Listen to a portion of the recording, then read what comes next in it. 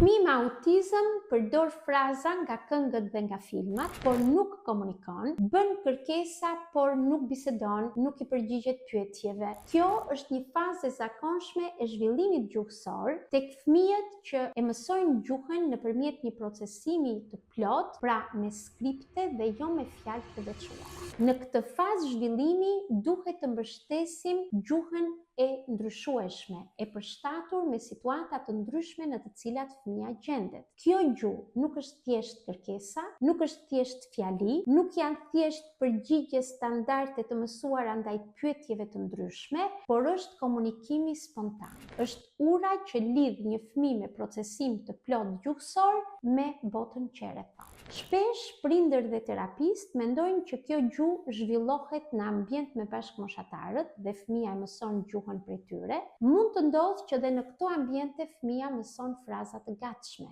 Cila është mënyra më e mirë? Janë situatat e qeta, natyrale, është terapia e lojës. Një terapi ku është fëmia që drejton, fëmia luan me objektet dhe lodrat e tij të preferuara, është i motivuar të shkëmbejë me ne. Roli ynë si terapist apo si prindër është një rol lehtësues, është një rol modelues që t'i mësojmë fëmijës jo të përgjigjet ndaj pyetjeve, por të rrisë dhe të zgjerojë repertorin e tij verbal dhe komunikativ. Duhet t'i japim fëmijës modele të ndryshme të gjuhës. Duhet të bëjmë sa më shumë komente. Duhet t'i japim kohë fëmijës që të procesojë gjithë informacionin e tij gjuhësor dhe të mos fokusohemi te korrigjimi i fëmijës. Të mos paragjykojmë potencialin e tij gjuhësor, por t'i japim mundësi të shprehet. Për një moment, le të largohemi nga standardet terapeutike dhe t'i ofrojmë fëmijës